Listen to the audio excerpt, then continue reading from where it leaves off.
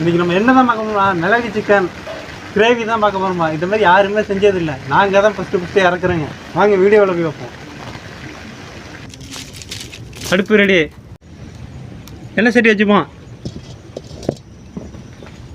எண்ணெய் ஊற்றிப்போம். கடல் எண்ணெய், செக்கெண்ணெய், பட்டை போட்டுப்போம்.